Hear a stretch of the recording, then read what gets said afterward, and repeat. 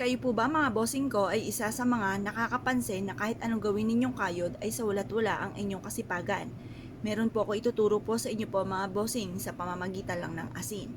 Marami kayong pwedeng gawin mga bossing at ituturo ko po sa inyo lahat-lahat ang pwede nyong gawin. Pero masasabi ko lamang kapag gagawa kayo ng ganito, i-mindset nyo na at damhin nyo na ang swerte. I-mindset nyo na kayo magiging matagumpay.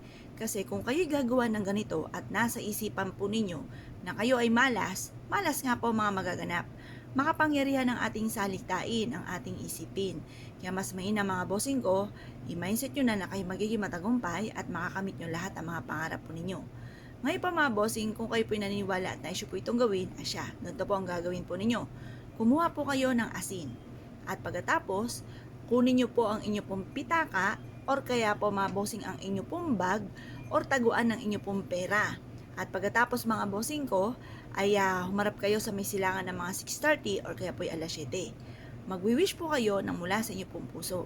Sabihin niyo po sa pamamagitan ng pampaswerteng ito ay magtutuloy-tuloy ang pasok ng swerte sa akin. Makakamit ko lahat ng mga pinapangarap ko sa aking pong buhay. Ganun po ang pagwi-wish mga bossing. Ngayon po mga bossing, habang hinahaplos nyo ito, sabihin nyo, magkakaroon ako ng napakaraming pera. Ganun po ang pagwi-wish sa inyo pong pitaka. Ipagpagpagpag nyo po ito, kaya mas mainam. Alisin nyo muna ang mga laman po nito, mga bossing, mga IDs ninyo, mga pera, mga barya, tanggal-tanggal nyo po muna. Tapos ipagpag nyo po ito. At pagkatapos ay ihaplos or ipahid ang ating pong asin mga bossing. Sabi niyo po, magkakaroon ako ng napakaraming pera at kailanman hindi na ako mamumblema tungkol sa usapin ng pera. Matutupad lahat ang mga pinapangarap ko. Ganun po mga bossing.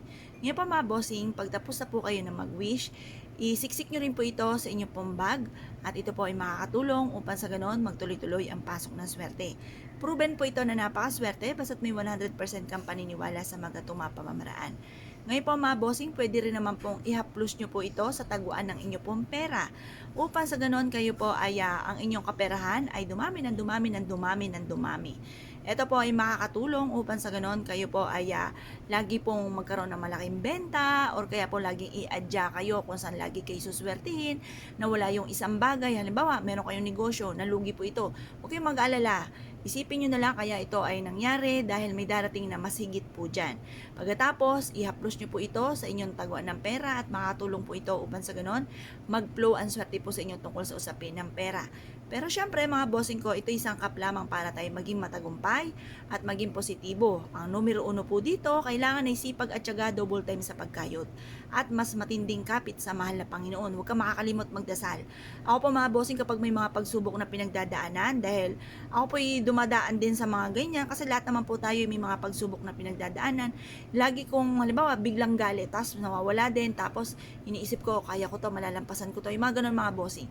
Huwag tayong susuko sa hamon ng buhay. Tapos sabayan natin ang ganitong mga pamamaraan. Kung kayo po naniwala at nais po itong gawin, asya mga bossing, good luck po sa inyo po lahat.